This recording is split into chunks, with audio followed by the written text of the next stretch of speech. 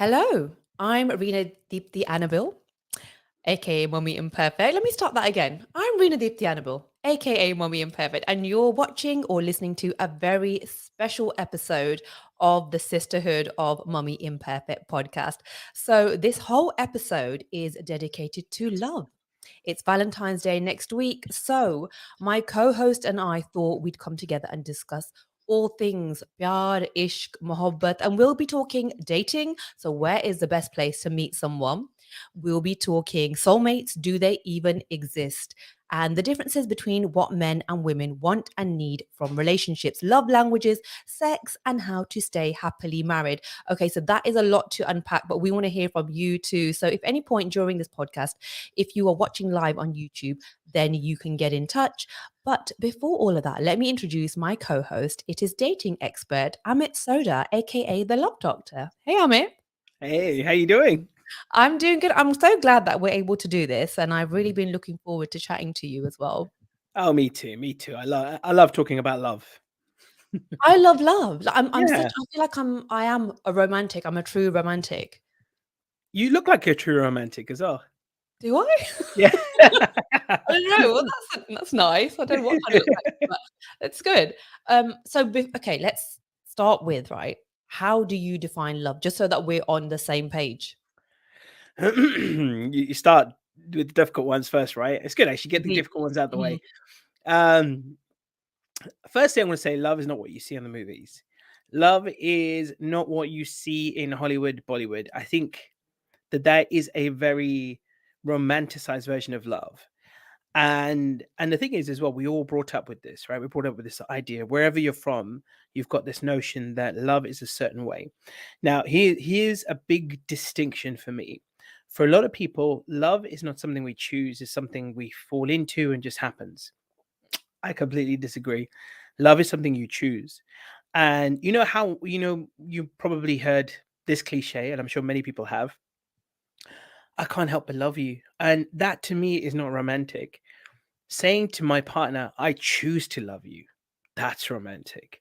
Saying that I choose to be with you, I choose to create this relationship with you, I choose to work at it with you, that is far more romantic than someone saying, oh, I can't help but be in love with you. Nothing I could do about it.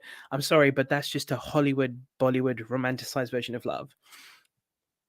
Love is a decision between two people to create something beautiful in a relationship and work hard at it, nurture it. I'm sure you've heard that old quote, right? It's a Buddha quote, yeah? The one who understands the difference between this will really understand love. When you like a flower, you just pluck it. When you love a flower, you water it daily and nurture it. That's the difference. Most people are plucking it and they find something that they get infatuated with, feel a spark, feel a romantic notion, and they think that's love. That's not. That is infatuation. You've just seen something you like, and getting down to the nitty gritty, you can't love someone until you've really, really had a full on fight with them. Then you know love, because then is this someone I'm going to fight for to help, you know, restore this relationship, friendship, love, romantic love, whatever, and create it into something beautiful. But it's not something that happens, it's something you choose to create with someone else. With yourself as well, of course, the relationship you have with yourself. But in this context, it's something you choose and create and you nurture every single day. Right. So, from what you've just said, this whole thing of that everyone thinks, oh, we're written in the stars, soulmates, you're the one, pyar ek baar hota hai. Do you think that it is like that? Like there is a soulmate out there, or could we make that work with anyone going from what you've said? Yeah. Hell yeah, you can make it work with anyone.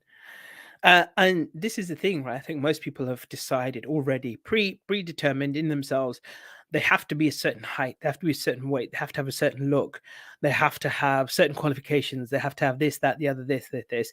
Only then, once they meet all those criteria, will they be someone I consider. And that is the very epitome of the wrong way around to do something. You've got to learn about their character first, and everything else then comes second. Because the thing is, you can check off all those boxes, but they could be the person who has no character, no personality, no swagger, no, adventure, no sense of adventure, no romantic notion, no feeling, no desire to be, ambitious, whatever, right? So you can tick off all these boxes as much as you like. But then if you're doing that first and then getting to know the character, you're probably going to be disappointed. As I've seen time and time again, you've got to know them first, who they are, and then look at certain aesthetics and things and decide. All right, here's an example I give to people, right? So, if someone says to me, right, I'll use the example of a woman, for example. If she says to me, I want a guy he's got to be over 5'10", I'm like, okay, all right, let's put this to the test for a second. If he comes along, let's say a guy comes along who is perfect for you in every way, like literally, he has literally checked every single box, but he's 5'7". Are you really telling me you're going to say no just because of his height? And if you say yes to that, you are friggin' insane. Because people of good character are hard to come by. That's the challenge, right? It's finding someone who is a good person who really wants to be in there with you, create something good, create something beautiful, nurture it, and not just run away at the first sign of trouble. That's rare. But, to meet someone who has qualifications, who has height, that's a dime a dozen. But to meet someone of character, that's rare. So if you're telling me that if someone just doesn't tick that one box and for that reason you'd say no, you're insane. I'm sorry, no, not to insult anyone, but you're a bit crazy. Let's face it. So you've got to ask yourself a hard question like that, then you can understand the difference. So go back to the original question, right? The soulmate thing as well is no, you can love so many people. Like, so when I was dating, because I'm quite an amiable type of guy, right? So a lot of times I'd date these women and I'd be like, do you know what? I get on with this woman. I could happily see a future with her, right? Just or building a future with her. Yeah, yeah. I was just that type of person that I could probably get on with anyone. And to be honest, and then I say this to people, we all are.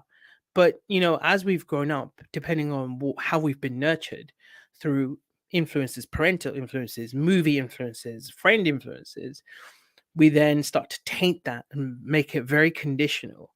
And then all of these things and check boxes and checklists come into place, and then that's what interrupts you from finding someone really special. Hmm.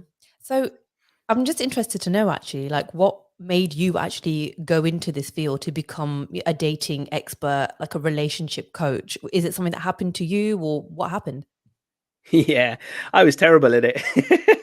All right, so start from the beginning, right? I was the type of guy who was immediately get friend zoned, brother zoned, therapist zoned, and I was telling someone else this today that I was always the type of guy. If I liked a woman and I told her that I liked her, she'd always come back with something. Look, it'd usually be one of two things. Oh, I'm sorry, I just see you as a friend or a brother or something like that. The second answer was, I'm not really looking for anything right now.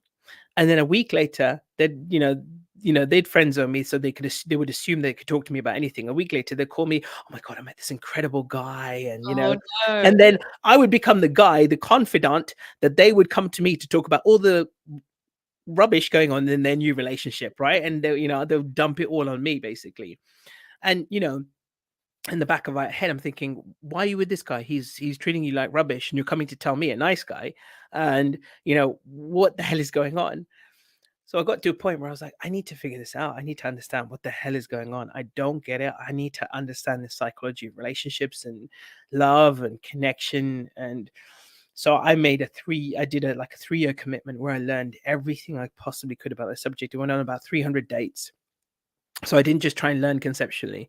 I thought I need to practice this as well. Otherwise, it's not going to work. It's like you can't be at home and read about exercising, lose weight, right? You've got to go to the gym as well. That's what I did.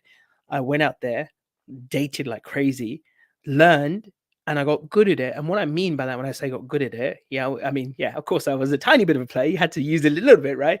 But what I mean is, I got good at connecting with people. I knew what then worked, and I knew how to connect with women and get their number and get them on a date and go out with them and have a good time and enjoy ourselves. And it wasn't just the playing around aspect. I genuinely had a higher purpose. I wanted them to have a good time and leave a, this is a bit of a funny innuendo, leave a good taste in their mouth of dating in general, because I think people are so negative about dating right now. So Oh, if they there are. was nothing else, I just wanted to restore their faith in people a little bit. That there's good people out there. There's people who are genuine, who are sincere, who really want to connect with people, and at least at minimum do that, but go those steps further as well. Right. So when you were on these dates, like the hundreds of dates that you went on, is this how you met your wife? Yeah. So just there's a bit in between that's missing as well. But just by the way, I just wanted to say, I don't know if you can see this. I can see myself in the screen, but I can't see you. You're frozen. I know I am frozen. I don't know why, but Ah, no worries. Okay, cool. yeah, Just thought I'd it's fine. tell you It's just fine. in case. I'll So, start my so camera. Hope that helps.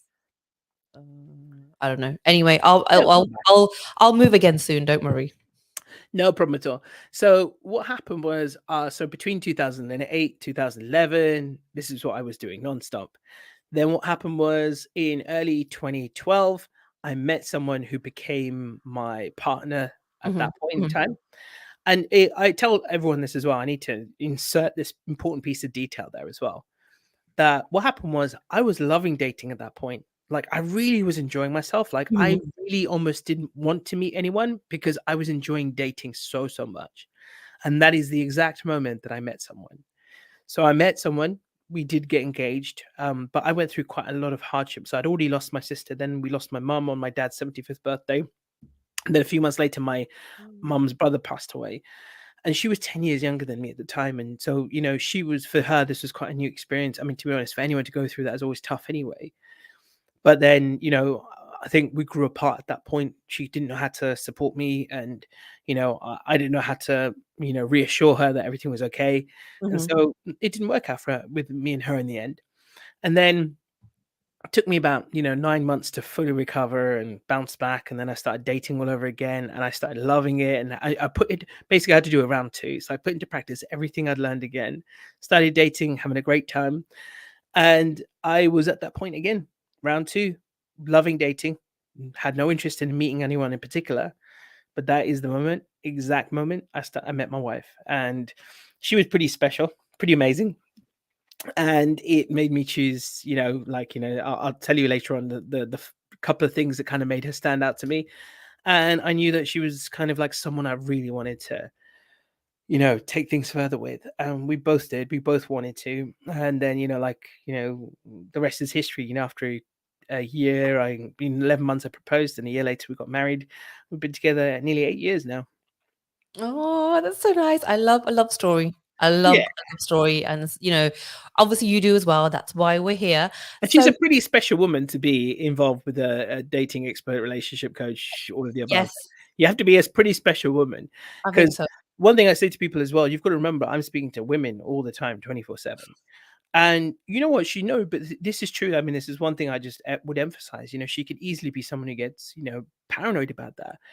She couldn't give a damn. And that's what makes me love her even more. That's quite an Because attractive quality, isn't it? That it is, I'm you're so telling you, secure. such an attractive quality. She's very secure in herself. She's got no problem. And in the early stage of our relationship, we used to have this sort of running joke where she would say to me, and I'd say the same thing to her. Look, she'd say, "You know what? If you want to find someone else, go for it. If good luck finding someone better than me." And it wasn't an arrogant thing. It was just that, she knew, I knew, we were good people, working hard at ourselves, with good spirits, really wanting the best for people. And if you can find better, good luck to you. But you're going to be hard pushed to find someone like that. We've both looked. We know how hard it is. So we used to just have that running joke. Yeah, you want to find someone, go for it, go for it. Yeah, you want to go with this woman, go go go go.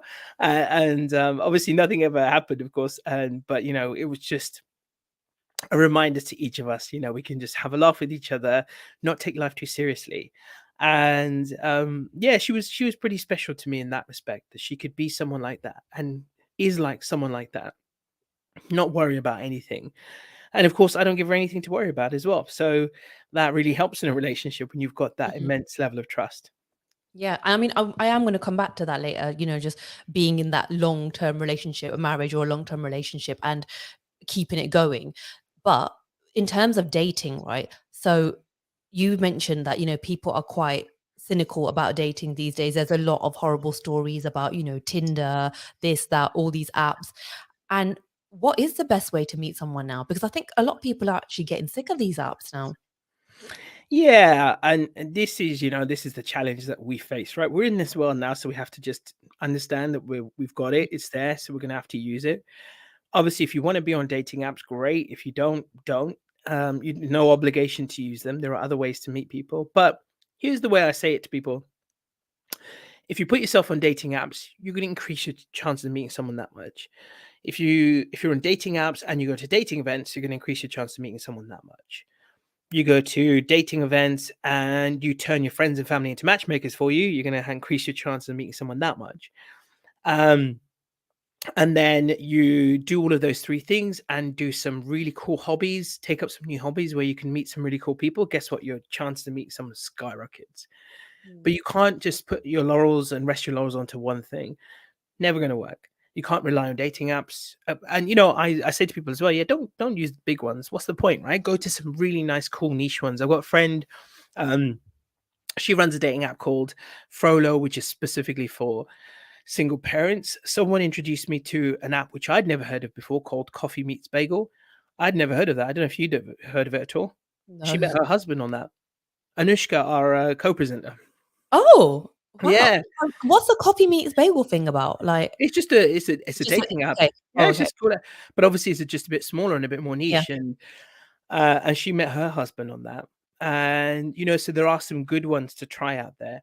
I like the concepts of some of the big apps like Hinge and Bumble and things like that. Hinge is quite good Mhm. because obviously it's a different way of introducing yourself rather than just writing a big essayed dating profile. And then Bumble, where ladies have to do the first hello, right? I mean, it's a nice little niche, but dating apps are dating apps, so you have to figure out, okay, what's my strategy? What am I going to do? If I said to you, Rena, right, um, how, if the perfect job landed on your lap today and you wanted to apply for it, right, and your CV, you haven't done anything with your CV for months, years, even, you haven't written a cover letter, and you know that this is the job you really want. Let's say it's a radio gig, right? And you've everything's got to be on point because it's a dream job for you. How many hours do you think you would invest in putting, to get everything pristine for that job? As many hours as I would have to. Right. So, you're probably, and probably starting out maybe 10, 15 hours, right? Whatever it Mm. takes, you would do it. Or And yeah, then I whatever ask, it takes. exactly. And then I ask people, how long did you spend on your dating profile? And I look at dating profiles all the time, and I could see that most of these are done within 10, 15 minutes. I'm like, you are kidding me, right? You're for a job you're probably going to be at for 5 years, 10 years, you'll spend 10, 15 hours.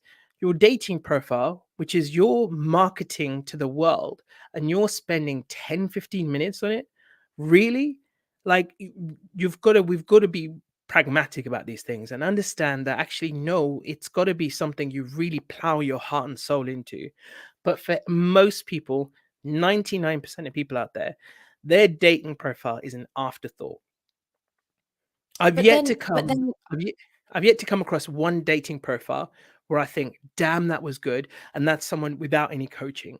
Like, most people just do it and they kind of put a list of themselves. I'm into traveling, cooking, Netflix. But how many profiles look exactly the same as that? 1 million, 2 million, 10 million? They all look the same. If you don't make yourself stand out, how is your future partner, supposed to find you? but that's a lot of pressure also on people now. Like, oh, I have to have this brand and I need to portray myself with this brand. Do you know what I mean? Like, because I think everybody thinks that it's going to be some kind of, oh, I bumped into someone accidentally and oh my God, our eyes met and it was so nice and everything just turned into like, shimmer and sparkle, and then when it's like, oh my God, I've got to do homework, it seems a bit, unnatural, right? The homework. No. So this is the thing, right? Don't get me wrong. Of course, the rare cases of beautiful serendipity are wonderful, but they're rare. But also, as well, you ask those people, most of them have given a lot to this process, and they are really, and even if it's as far as doing the work on themselves, they did at least that much. So they were working on themselves. Nothing. There's no without. hard work, let's face it, right? You're going to get, again, using a job analogy, are you going to get opportunities if you do your job half-assed? Probably not. You've got to, and it's not about pressure. I think, see, this is the thing. I think that this, maybe you said that word, so maybe I put it across wrong. It's not pressure. It's just understanding that at the end of the day, if you want to give yourself the best chance of meeting some incredible people and meeting different kinds of people, so you're not attracting the same type. There's an old quote that, I got to try and think of the words exactly now as well. You can't. It's like you can't expect different results if it's the same version of you showing up. Essentially, is Yeah. what I'm saying.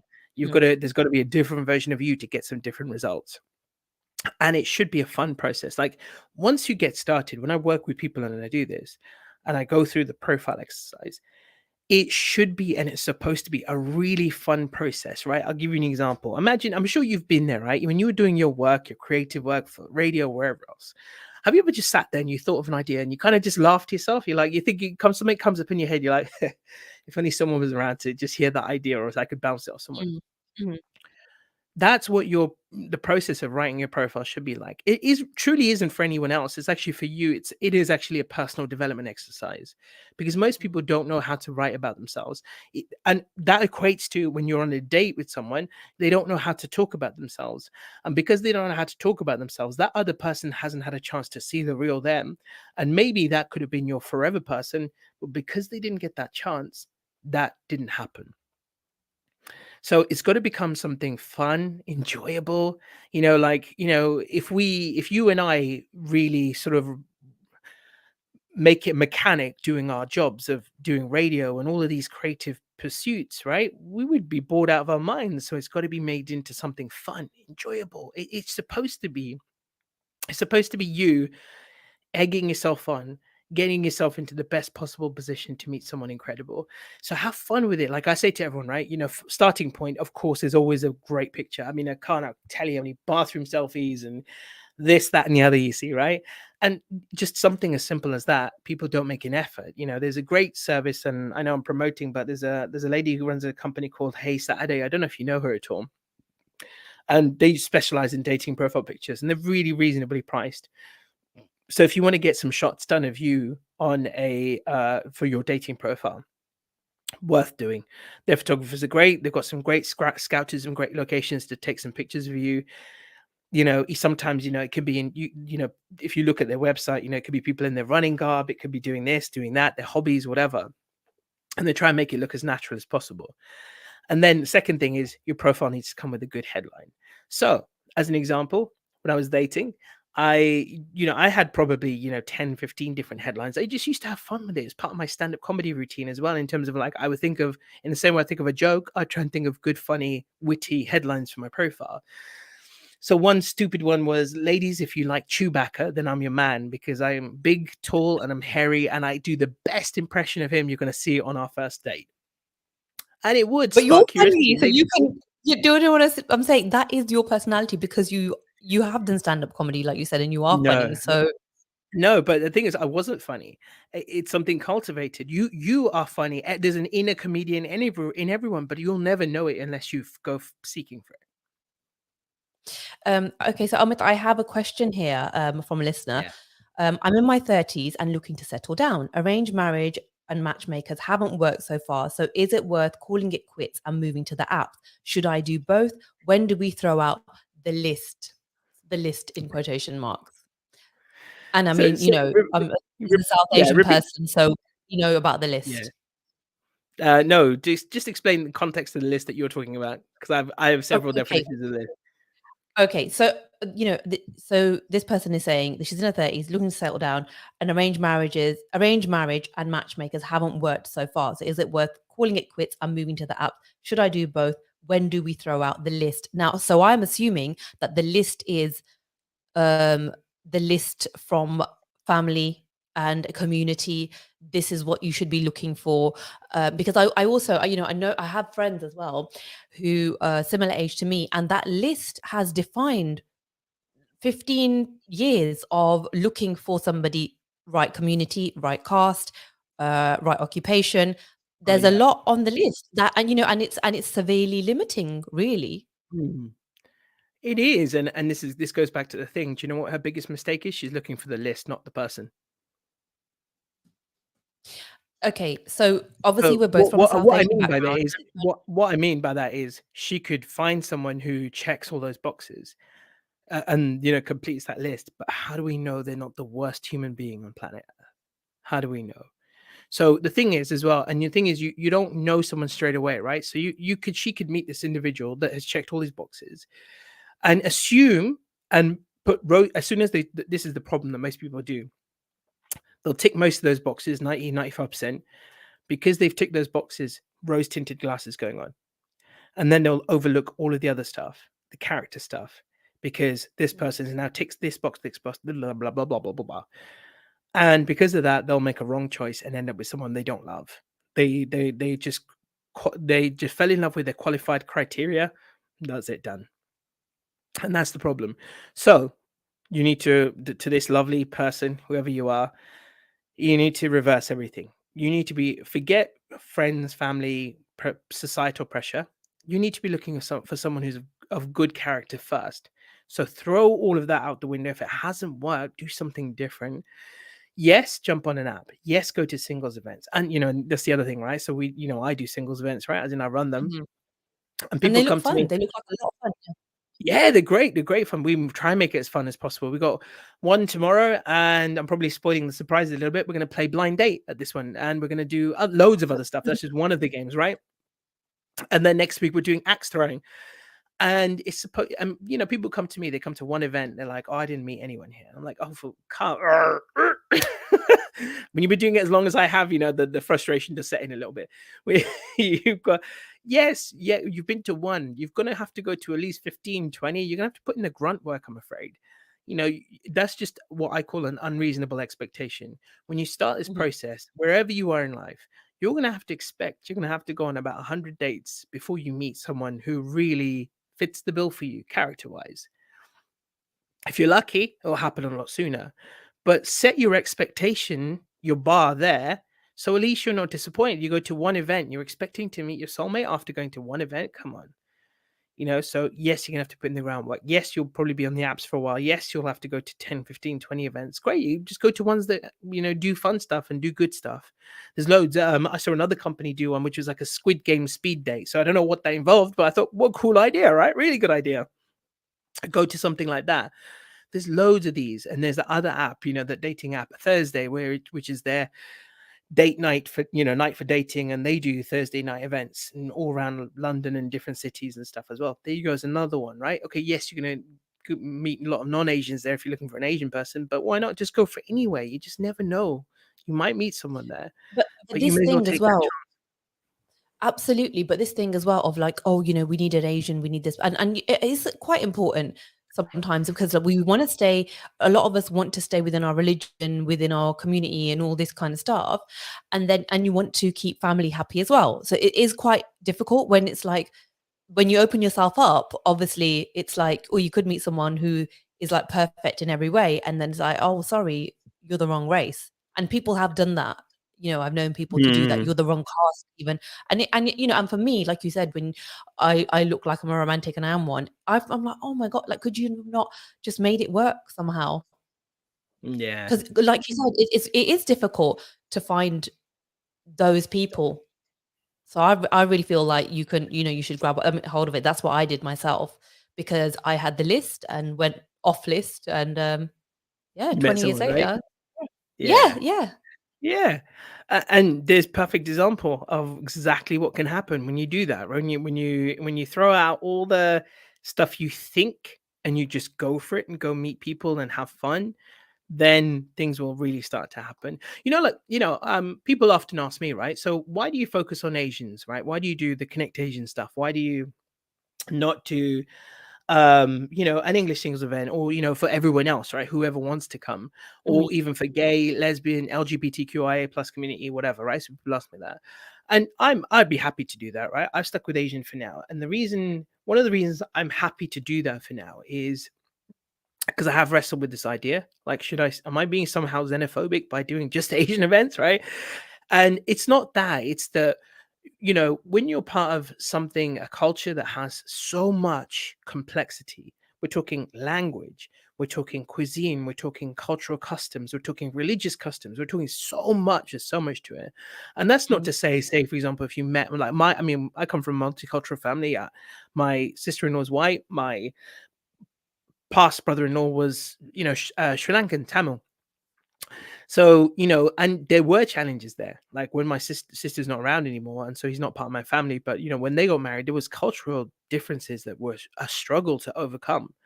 And this is why, like Niti and I, we were neither of us were that fussed about meeting someone who fit exactly our culture. But we ended up meeting someone who's on the same caste, family connections, and all sorts. Right? I wasn't bothered by that. Didn't matter to me at all. But it just so happens we did. Maybe because I wasn't bothered by that. And so when you kind of like broaden your horizons, you never know, you might get exactly what you want anyway. Yeah. Oh, that's actually a cute thought. Yeah. Right. So I was I want to talk about relationships now, settling down and long-term relationships and stuff. I actually watched this the Diary of a CEO podcast. Oh, yeah, So yeah. I the Jay Shetty one, listened to it the other day. And he was actually saying that the activity that most people these days do with the other half is not having sex, not doing anything else, talking and stuff. It's sitting down and watching TV. Yep. And according to him, that is not quality time. And we should go off and do pottery classes together and things like that, or let's go to an escape room or something like that. I mean, I have 3 kids. I'm not going to be like, do you know what? I need a babysitter. Someone lock themselves in a room and try to escape. First of all, I don't really like that idea of being locked in a room anyway. But do you know what I mean? So some of us don't have the luxury to go and do those things. What's your opinion on that? This whole quality time and making time for each other. Yeah, I got to be honest. I'm not sure I agree with that. What he's saying in that context. No, I think there's times with my wife and I. Right, listen, right. I don't know. I'm not going to ask you your age on air because I don't know how you feel about that subject, right? But I'm going to tell you. Obviously, I'm 46 now. My wife's 48, right? We're a bit older now. We value that time when we can sit down and just watch a show we love together. I'm telling you, we love it. We'll sit down, our dog will finally go to sleep when we do it, and we can just chill, relax, and enjoy. And it gives us something to talk about, something to bond over. My wife and I have this running joke that she does a running commentary of anything we watch, right? About like, if it's one of those like movies where someone's about to be murdered and they do something really stupid like they run upstairs instead of running Mhm. outside type of thing, right? She'll be the first one screaming at the screen, right? And obviously I'm used to her wacky ways when it comes to this kind of stuff now. And and it's a way we bond over it. I take the mickey out of her and she'll still do it anyway, and it just creates a beautiful connection with us. So I mean, don't get me wrong, I think it's good to do all the other stuff as well. I think do what you can. If all you can do is be in front of a TV and enjoy something you both genuinely want to know. I think if you're just sitting there vegging out, that's different.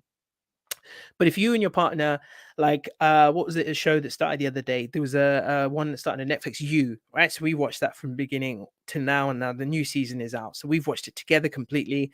So that's something for us to bond over because then we could talk about it. We can, she can do her running commentary thing. I could do my taking the Mickey out of her thing, and it bonds us and it brings us closer together. So I think that's cool. But so long as your life doesn't just become about that, do you like, with you and your partner, right? I'm sure um for us, we don't have any kids, but our dog is our child, right? So we bond when we're playing with him, we're just wrestling with him, we're playing ball with him. Sometimes we'll just take 5 minutes in our busy schedule. We'll sit out on the landing with him and we'll play piggy in the middle with him. We'll chuck the ball while he's trying to chase it and all this kind of stuff, and that's family bonding time. And it could be something as simple as that. Yes, going out is great.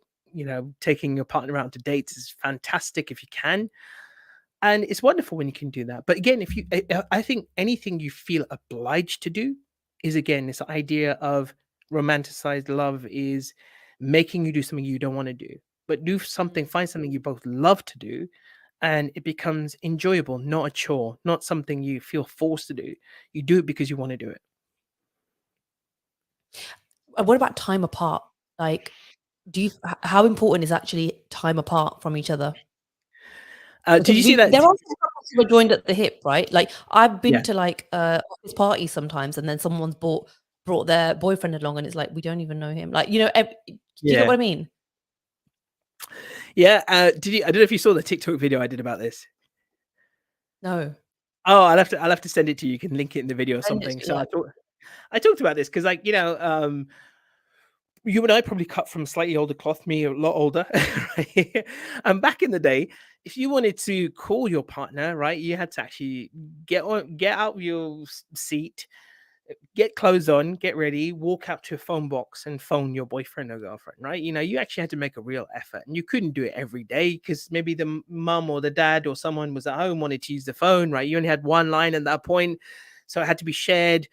Um, so sometimes you had to make your way out to actually make a phone call to your loved ones, right? And then, we gradually transitioned and technology started getting in, but it was still pretty rudimentary. Pages, for example. So you wanted to contact your other half, you send them a page.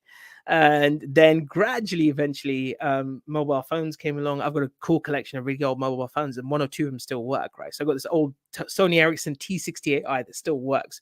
And then, of course, we did get access to more phones, then messaging, but now it's constant. And the thing is as well, about this day and age, it's not just constant, it's multiple platforms. I get friends who sometimes message me, and mid-conversation they'll Mm. switch. Like, they'll message me on WhatsApp, and mid-conversation, suddenly I'll get a message from them on Facebook Messenger. I'm like, why?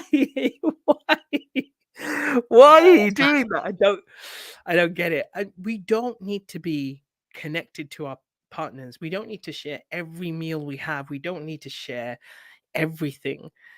Yes, it's wonderful, this technology, but space will actually, my motto is, space will actually bring you closer together. Healthy space. My wife and I are having our first holidays away from each other this year. It's not because we hate each other. No, she's happened to be going to a yoga retreat with her friends. And a friend of mine set up a yoga retreat. He just wanted some, support, reassurance that people are actually going to attend. So I was like, yeah, dude, I'll buy a ticket. Don't worry, I'm coming. So yeah, so we got our first holidays away from each other, and doesn't mean we don't love each other. Doesn't mean, I want to spend time apart from her. I do it because think it's going to be healthy for us to have time away, so that when we come back, we'll have loads of stories. You'll have something of your own to share with me. I'll have something of my own to share with you, and we'll just have a good old natter and rebond and reconnect in a new way again. So I don't like time away from my wife. I really don't. I find that actually it's almost like when you come back together, there's almost like a reacquainting period, right? So I actually don't like it. But maybe that's a good thing. Maybe that's a very healthy thing, that we're having to reacquaint, get to know each other again, rebond, relearn to love each other, all the rest of it, whatever you want to call it. So I think that's a really healthy thing, to be in touch, to be attached at the hip. That is the truest definition of codependency. You don't need to be. Just because your partner doesn't respond to your message, within an hour. I mean, that's not cause for ending a relationship. It's like, if there's legitimate reasons, perfectly normal. Why worry about it? It's one of these things we stress about so much. We've just added another layer of complexity into relationships that don't need to Mhm. be there. Yeah, I mean, I agree with you. I don't think that you have to do everything together. Like, sometimes me and my husband, I've come to accept that we sometimes don't even like to watch the same TV shows, you know? And Yep. and it's like, and sometimes we're like, "Oh, should we watch this together?" And then, after discussing what we're gonna watch, I'm like, "Do you know what? Why don't you just watch your thing and I'll watch my thing, and I'll see you later, yeah? And we'll catch Yeah. up later." And we do that sometimes, we do that, and it's fine, and because we don't care anymore. Like, in us, we care about each other and spending time with each other, but it's not a big deal anymore, to do every single thing together. And so I agree. I do think it is healthy, but like you, if I'm away, if he goes away or whatever, or if I'm away, after a few days, it's a bit weird. Like, it doesn't feel right. You know what I Yeah. mean? And but Yeah. that's a nice thing, that that, okay, there's that yearning for the other person, which is quite nice. But then long distance relationships, because we're saying time apart is healthy, but then I've seen some people really struggle with that, with long distance relationships. I mean, how long do you think is too long to be apart like that? Do you know what? I've got to say, right? I was terrible at long distance, and I'm talking like, London to Leicester. I couldn't do long distance relationships. I hats off to anyone who could. There's a young man, like, he's recently got engaged and then getting married to his partner, that I know, who came to one of my dating workshops, and he's met his partner now, and they're getting married this year. And she was in New Zealand, and he was here. and they Well, made it work. More power to them. I couldn't have done it. And it's one of those things that I think it doesn't make a difference. If you're someone comfortable with that, great. Good luck to you. Doesn't mean it can't be a healthy, good relationship. And some people happily make it work, but it's such an individualistic thing. I couldn't do it. Don't think even like when before I met Nirti, I had an intention in my head. I want to meet someone who lives no more than 10-15 minutes away from me.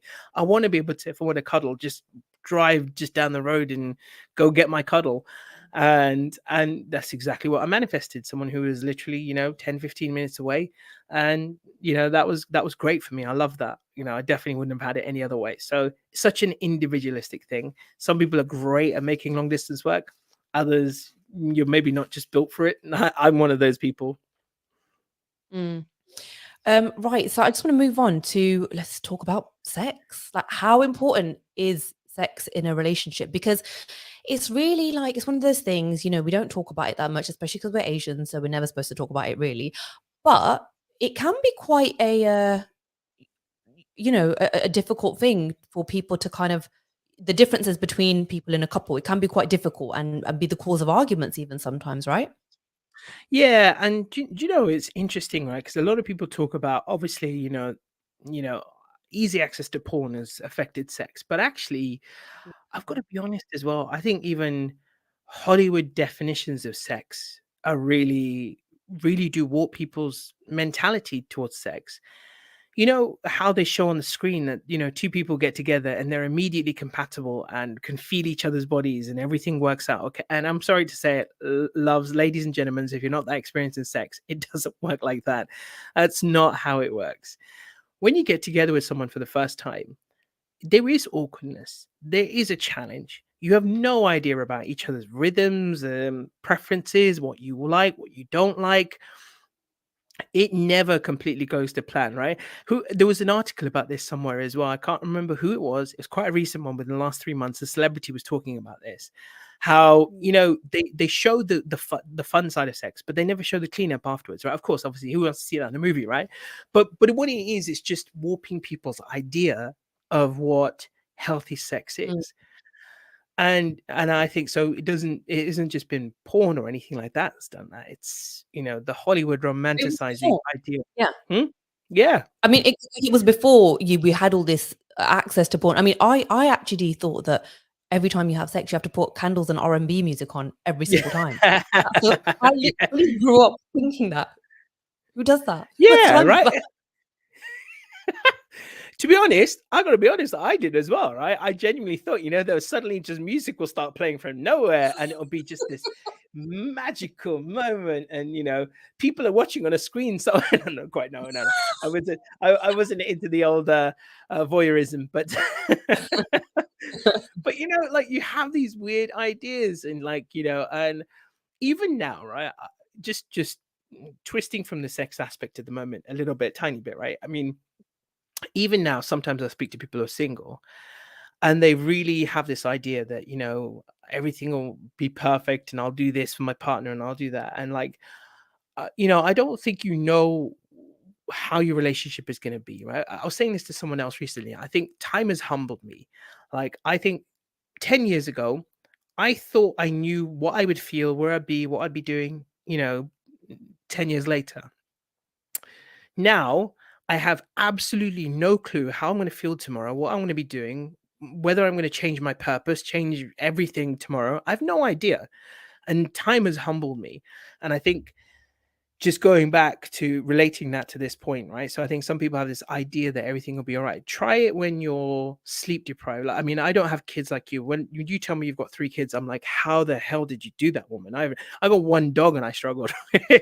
He was a handful of a dog in the beginning. Like, I was sleep deprived. I was going mental. We nearly gave him up twice because he was such a handful of a puppy.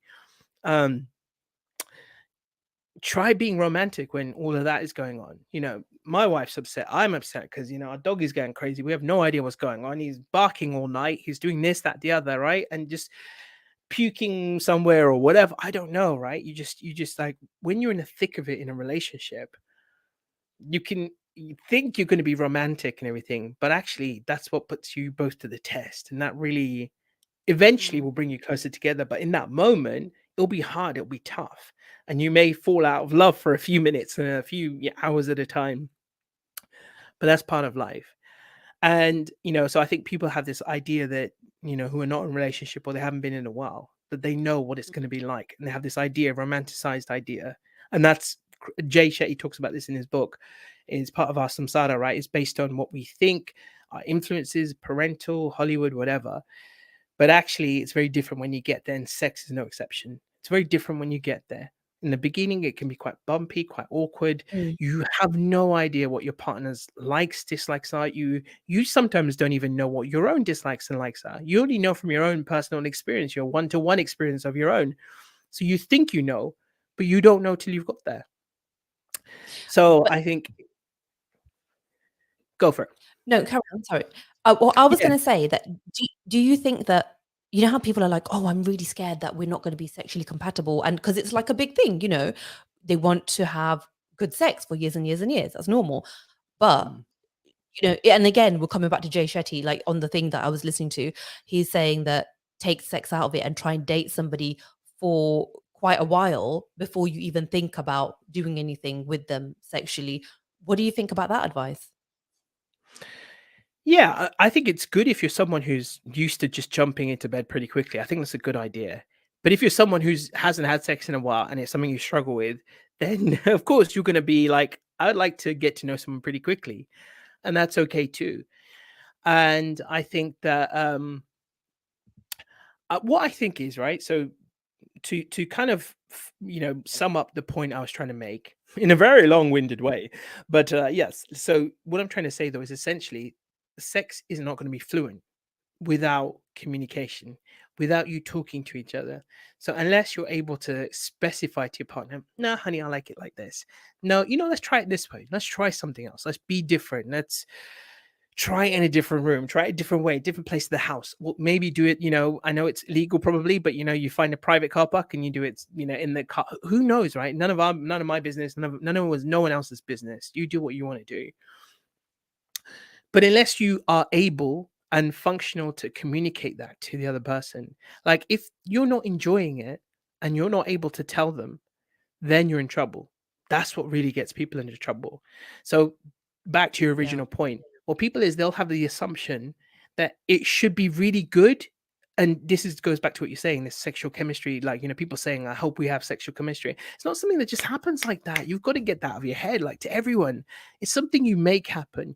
You work together with your partner for both of you to help satisfy each other and enjoy it. It's not like your partner's going to be some gigolo off the street and is going to know exactly what you're going to want, right? It's not going to be like that. It's going to be awkward for them. It's going to be awkward for you. It's going to be awkward for each other. And you learn to help each other and guide each other to make it more enjoyable, to make it pleasurable. And I think Yeah. that's the point I was trying to get to in a very long winded way, but we got there in the end. Yeah, yeah. No, but I think that's a good way of rounding it up. And like you said, it's like, this is what I don't understand, why people are like, oh, monogamy, I can't be bothered with that. I want to just like sleep with loads of people and stuff. But then it's like the whole, getting to know each other and knowing what you like and whatever, that comes obviously with time. And if you don't Mm. prepare to put that in, you're missing out on a lot of good stuff.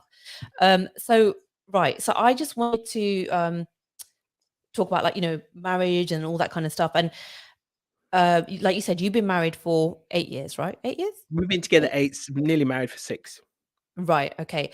So, we've been together for 20 years and married for 15 years. So, quite a long I time now. say like Thank you. incredible, amazing. No, Yeah, I thank mean you. that, and I don't mean that in any sort of like bad way. I think it's incredible you guys been together because it's hard. It's hard, freaking hard work to make a relationship work.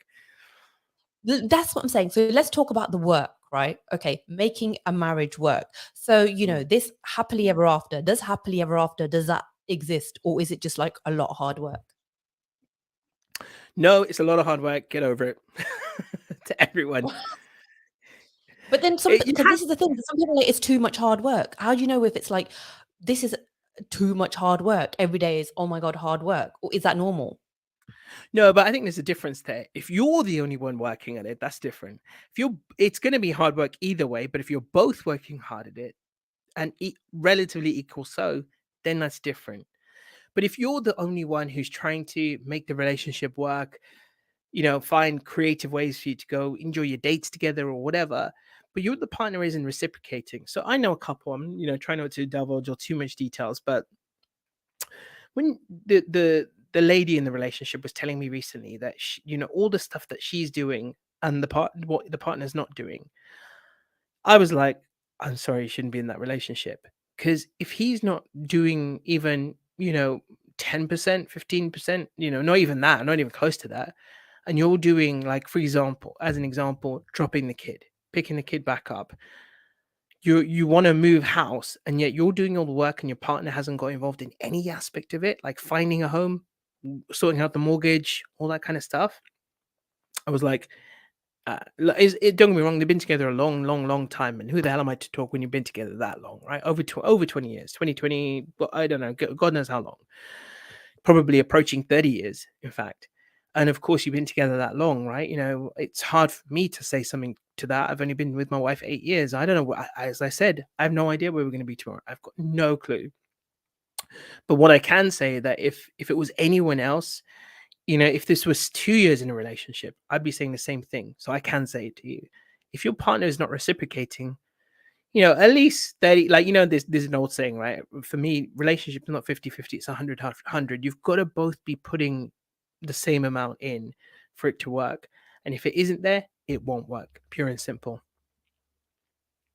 Um, you know, that just reminded me of this little clip I saw of Michelle Obama the other day Yeah. of the thing where she says something about like, you know, the percent that you put in to a marriage. And I wanted to say this to you anyway, that not every day is going to be both people putting in the same percent of work, right? Yeah. And uh, yeah, and she was saying that, you know, sometimes, you know, it was her 60% and it was her husband 40% and whatever. And depending on what is happening in life and that kind of thing, or you know, for example, you know, like if a woman, for example, has a baby and then you're at home, you're not earning much, your husband is out doing the main, you know, he's the breadwinner and whatever. It's things, the dynamic changes in life, right? And in a relationship. And with her, so she was like, I mean, you see in the clip anyway how, you know, you keep going even though there's hard times when they're not putting in that much, you're putting in more, or sometimes you might put in less and they may put in more, right? Yeah, you know, I'll give you our example, right? So I'm not a big cooker, right? So my wife, I'm not a big cooker. Um, weird mental image there. When I say that, I don't cook that much. My wife does the lion's share of the cooking, but then I do the lion's share of a few other things around the house, like for example, refilling the, you know, uh, water softener, for example, refilling the soap dispensers. I tend to do most of the laundry, 99% of the laundry I'll do. I'm a real stickler for that kind of thing because I have a certain way of doing things. And if it's not done that way, then I'm OCD in that way. I fill the toilet rolls. I do, you know, do this, that, the other kind of thing. So do you know what I mean? Like we have a balance in our relationship where she tends to do, you know, one or two things a lot more than I do. And then I tend to do the other things a lot more as well. That makes a relationship work because I've accepted that's my responsibility, you know. And I remember Nidhi and I had this running joke in the beginning of our relationship. She goes, "I'm never putting the rubbish out. I know you, and I hope you know that." I And was I was going to like, "Cool." mention bins. Yeah, and I was like, "Cool, that's fine. I've got no problem doing bins. I hope you realize I'm going to be a lazy ass when it comes to cooking." And she's like, "Yeah, cool, that's fine." And to be honest, though, like, you know, the rubbish thing, pretty 50-50 on that. Like, you know, I'll tend to kind of get it ready overnight. You know, she tends to wake up a little bit earlier than I do. So if she's up early, she'll just go put it out in the morning type of thing. Um, you know, that was a little running joke we had in the beginning. And even when we got a dog, she was like, "I'm never picking up the dog's poo ever." I hope you realize that. I was like, "Yes, fine, no problem at all." But to be honest, she's not bothered by it now. You know, like again, this goes down to the thing. She thinks one thing, but actually she's a completely different person right now. Because we've grown, we've evolved, but we support each other, we help each other. When I was doing an event for someone the other day, a singles event, and it was a hard work, and I said to my wife, "Don't do anything. I'm there. It's all good." But she got involved. She got stuck in because it was really busy. It was really hard work, and I didn't have to ask her to do that. She just did it. And that's, I think, for me, is a sign of a great partner. They won't be asked to do something, they'll do it. Like, I mean, there's never a time when my wife has to ask me to pick up socks, or do this or that right in the house. It's my home, it's my responsibility. It's not my wife's, it's not anyone else's. It's our home. But we both consider it from a perspective, it's my home, I'm going to do it, Mm. because who else is otherwise, right? So it's never a question that she'll ever have to ask me, do you mind cleaning the garden, cleaning the shed? No, that's just something I'll do naturally anyway. This is what makes us, quite a good couple. We tend to look out for each other. We'll support each other. We'll accept what is our responsibility and just do it without having to be asked um, to do it. So I think that really will, if you want be relatively argument-free relationship, do the things you're supposed to do, and don't wait for your partner to ask. Just do it. And because I think that is a source of a huge amount of arguments in a relationship, massive amount of arguments, just Yeah, not doing, I like, think so. if you shirk your responsibilities in a relationship, that's all, you're always going to get your head bitten off, and then it builds, the tension builds, and it gets worse and worse. So so yeah, for me, it's a big part of that is that idea that you do these things for each other, look out for each other, you contribute in that relationship in every way, shape, or form, and you both do it as equally as possible, not just because you're obliged to, but because you want to. I mean, I also think that there is this expectation that, in this modern age and in the West particularly, men and women have to do exactly the same thing. Right? Yeah, Why are you not cooking half the meals? Oh my God, why am I doing it?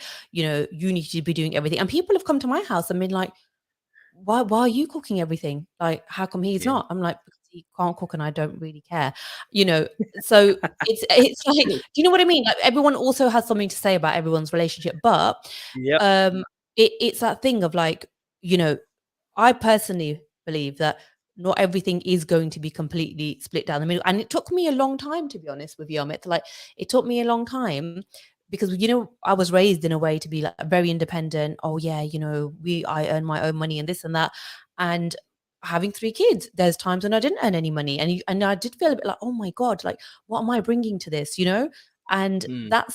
it's like, I had to have a bit of a mindset change. And even my husband was like, what are you talking about? You're actually bringing up children. Like, you don't have to be like, oh, it's got to be 50-50. We've both got to do cooking. We've both got to do the work, financial stuff and whatever. So I feel like sometimes there is uh, that view that everything has to be like 50-50. I don't think it does really. I don't think it does either, really, to be honest. I think, again, this is an example of people saying what they think without the experience. You don't know till you get there.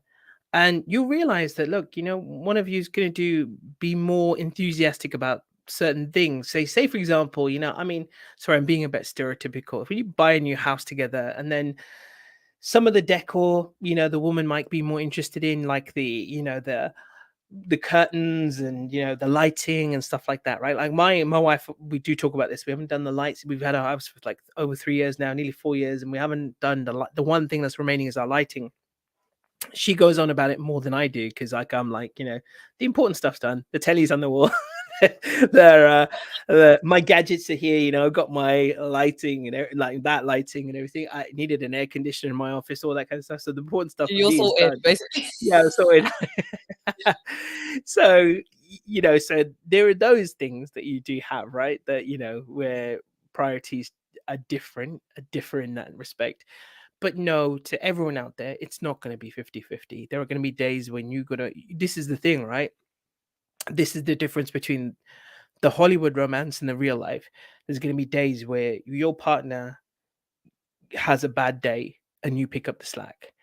When you have a bad day, you don't have to ask your partner, they'll pick up the slack.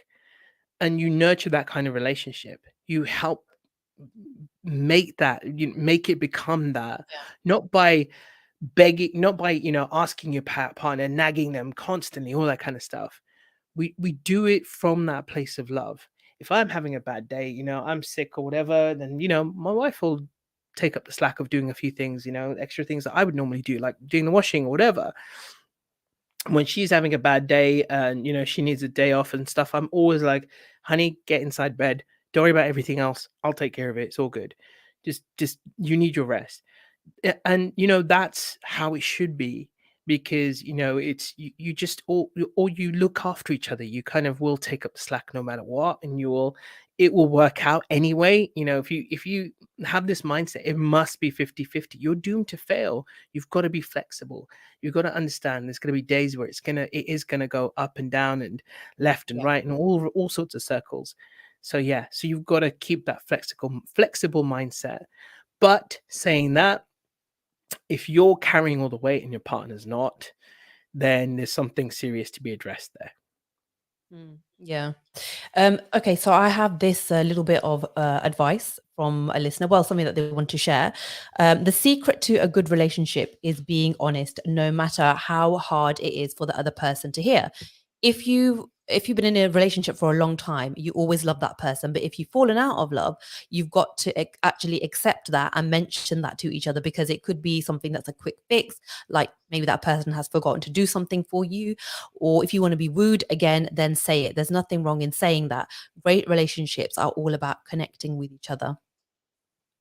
Yeah. I think that's a really nice thing about, wanting to be wooed again. And I want to move on to that, actually, just kind of how to reignite that spark, because after a long time, it can be life is lots of things happen in life, right? Hmm. That just take us on different directions and stuff. How do we, if we feel like, oh, we've fallen out of love a little bit or whatever, can that spark be brought back?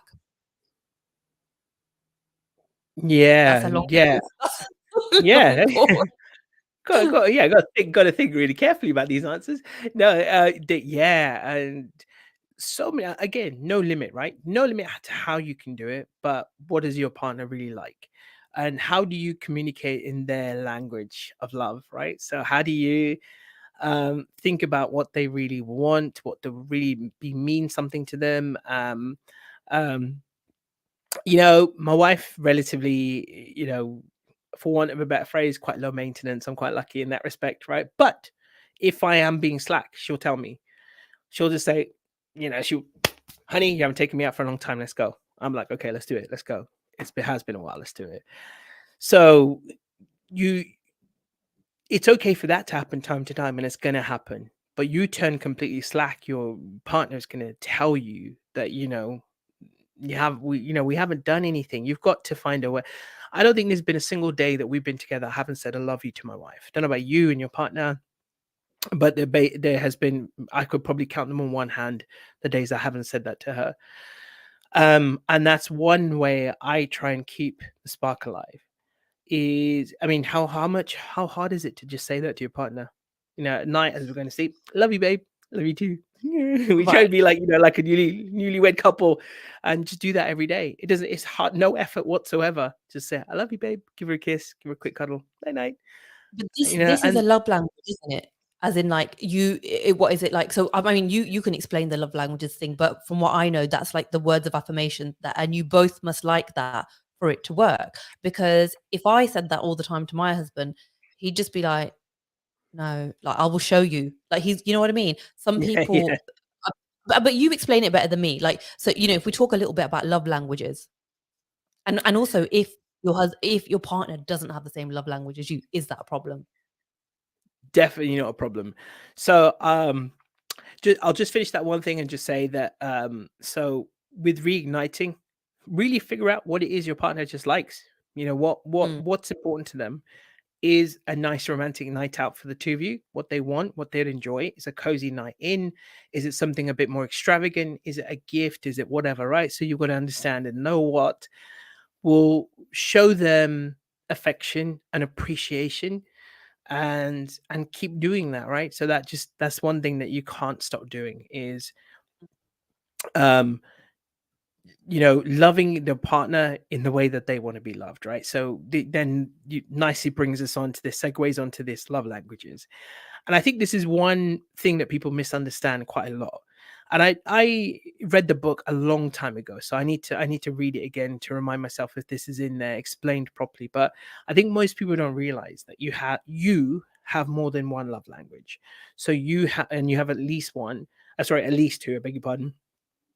So you'll have a love language of receiving and a love language of giving. And this is this is the fundamental difference that people don't get. They think I have a love language and that's it. My love language is words of affirmation. When people say that, I'm like, yeah, and what's the other one? And they're like, what? I'm like, that's what you want to receive, but how do you give love? How do you show love?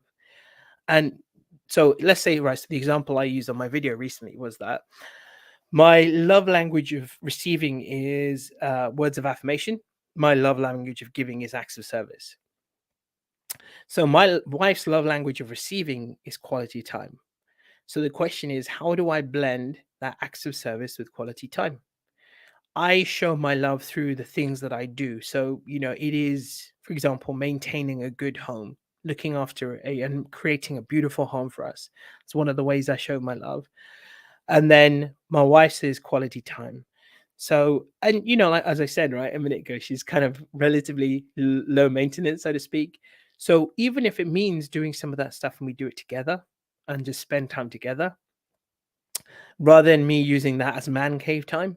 So, which I would like to do sometimes. Sometimes I just like to do it because it's just a good distraction. I need an hour away from my desk, from the screens or whatever. So I'll go do a chore. But then I could use that as well as a way of spending time with her. So, during the summer months, she loves to spend time in the garden doing stuff around there. And then, while she's doing that, do you know what, honey? I'm going to just join you as well. I'm going to do the shed and, we'll just tidy up and do everything together, get all the furniture ready for summer, get, all the stuff out so we can enjoy the garden together. She'll appreciate that. She'll really appreciate that. So I think you have to understand you've got at least two. So if I were to ask you, Rena, what's your love language of giving? How do you show love to your husband? And how does he like to receive love? How does he like to receive love, or how do Yeah. I? Yeah. No, how does he? So how do you so this particular question is, what is your love language of giving? Because you've got a love language of receiving, how you like to be shown, how you like to, Mm. to how you like to be loved. But you've also got a love language of giving, that is how you like to show love to your husband. Okay, so the love languages, right? First of all, like, just to remind what they Oh are. yeah. So there's Well, yeah. the acts of service, so doing Mhm. nice things that people need and nice things that you could do to help them out, which shows that you care about them, right? And then there's words of affirmation. I love you. You're amazing. All this kind of stuff. And then the other one is what did you say? Quality time. What's quality time? Gifts, right? So one is Yeah. gifts, isn't it? Giving And gifts, then and then the other physical touch. physical. So physical touch is, the one basically. And acts of service, physical touch and acts of service. And I think that neither of So us, did you notice you just said 2? So which one yes. is you giving to him, and which one is the one that he likes to receive? So I think both of them I give them and he likes to receive them, and vice versa actually, because things like gifts, none of us cares about stuff like that. You know, Mhm. it is I do think that it is mainly acts of service and physical touch, and also and quality time as well. I think quality Mm. time. So like you said, it is a few of them, but I think notice on there I didn't say words of affirmation, whereas I like words of affirmation. I like to be told how amazing I am, like, every day. It's not his thing, so I But isn't wouldn't. it, even if it's not his thing though, don't you feel, and obviously this is not just, I'm not just trying to tell him what to do and, what to do in your relationship. We're just using this as an example. But isn't it nice if you like that he made the effort from time to time to show you those words of affirmation? And it's his way of respecting, not only showing love, but also respecting the way that you like to be loved. Yeah, and when I say, is words of affirmation are not his thing, it's not like he never tells me nice things about me, but to the Yeah. extent that I would want it to be, which is like, "Oh, I Yeah. adore you every 2 minutes of the day." I don't know who would do that, but you know Yeah. what I mean? It's not that. I Know think I've been exactly what you kind of mean. like, my mind's been warped by Bollywood or something, but it's not to that level. Um, but this is what I'm saying. So, you're saying it can work if people have different love languages, but Oh what you yeah, just have to know definitely. is. Yeah. The other way to explain this is, imagine breaking your love languages down into two, right? So when your partner is loving you, what do you do? How is it shown? Or how do you like to be shown? Right. So this is obviously what Gary Chapman was talking about in the five languages of love. And then there's a way that you like to express it to your partner. So, you might like to think, I've seen people who literally will shower their partner with gifts, and that's the way they like to do it. But is that how your partner wants to be loved? Have you ever, like, to people out there, have you ever asked that question? I mean, even if you were just to think about it, they may not even be bothered that, like you said, right? You're not bothered by gifts at all. So if your husband is giving you gifts and stuff, obviously you're gonna be like, well, that doesn't mean anything to me. But obviously he knows that actually you prefer words of affirmation. So he doesn't do it all the time, but he does do it because he knows you appreciate it. So he's Yeah. understood your love language of receiving and you know his. And this is really important. Because again, if just this simple idea you don't get it, if my wife loved words of affirmation, but I was a pretty stoic, tight-lipped kind of guy, and I didn't say those things. Oh, I don't like saying I love you. It wastes those words. It makes the words meaningless or whatever. Then you're going to have an issue because even if it is that, even if I do think that, she just wants to hear it. Do I need to be that stubborn that I can't even just do it just for her? I love this woman in every other way, but her love language of receiving just happens to be different from my love language of giving. And so, am I going to be that stubborn where I won't even just say those things she wants to hear and just grow as a human being to fit that in?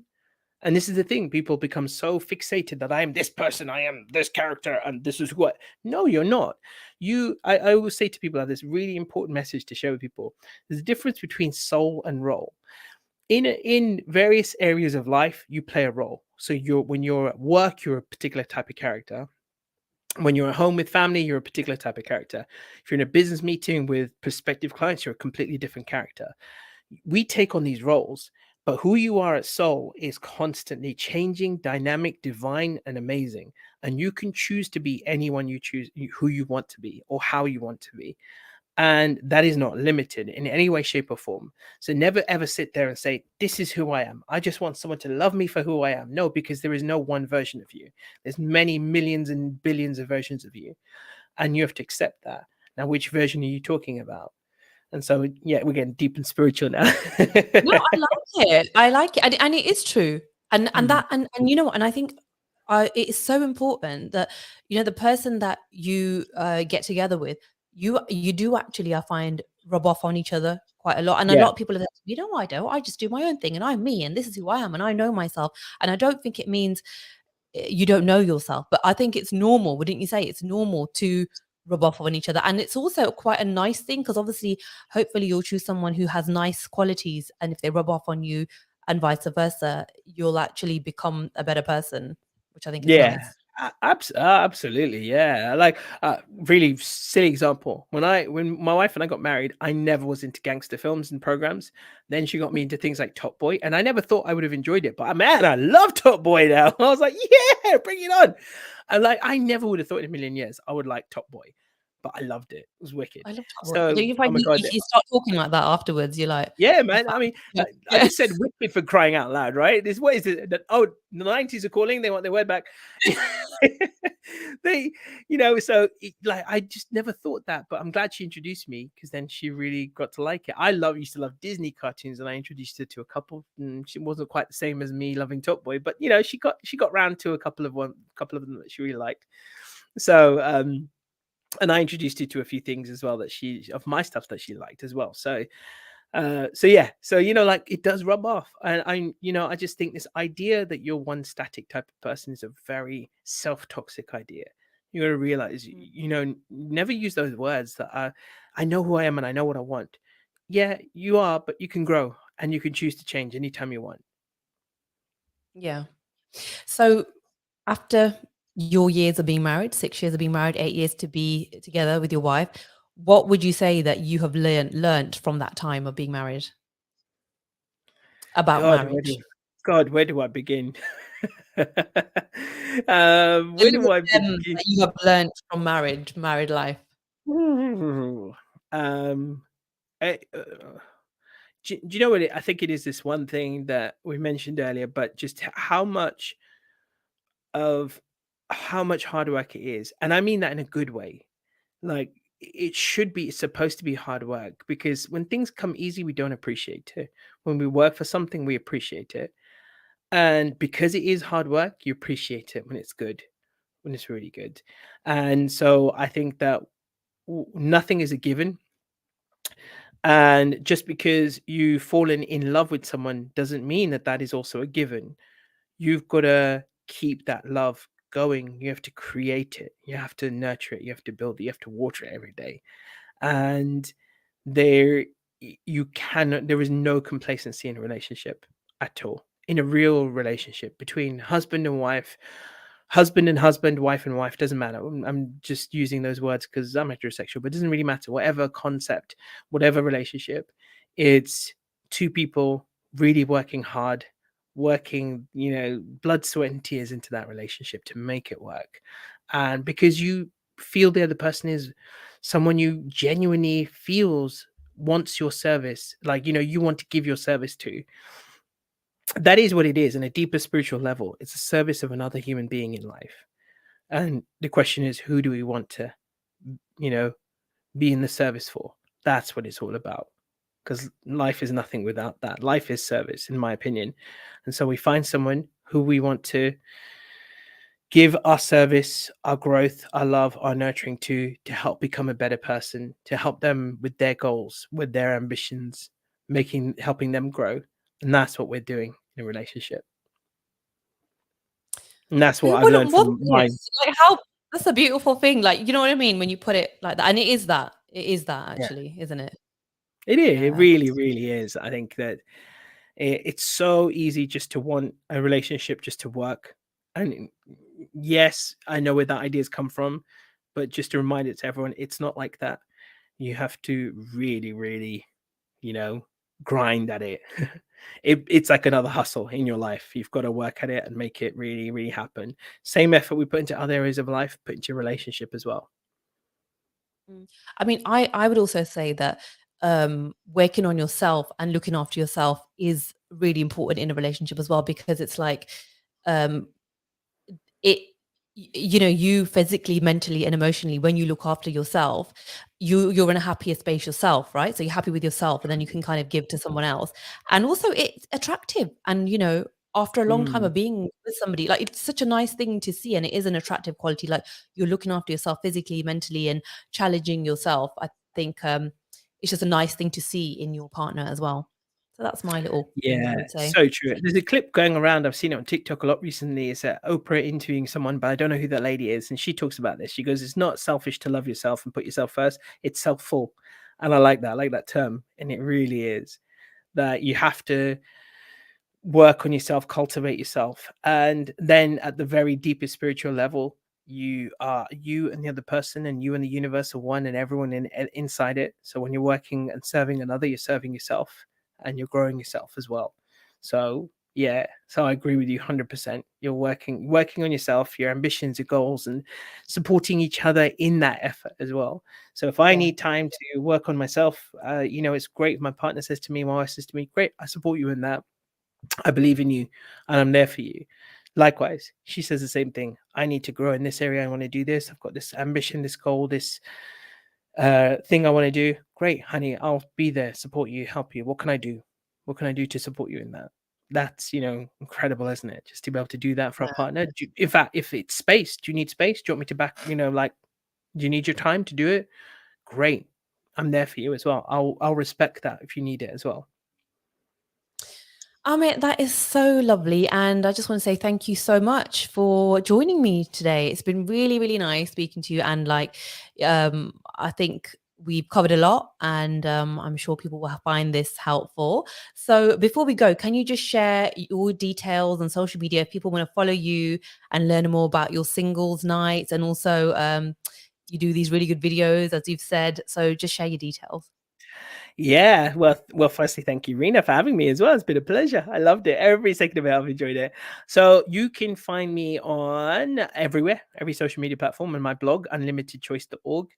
How that came about, Amit means unlimited, without limit. So that just randomly happened, and I realized that. I was like, hey, cool. But yeah, then I'm on Instagram, TikTok. I'm posting videos daily, and then we've got a website, a company that we set up called Connect Asian. And Connect Asian is responsible for the matchmaking, the dating events, and so much more. Mhm.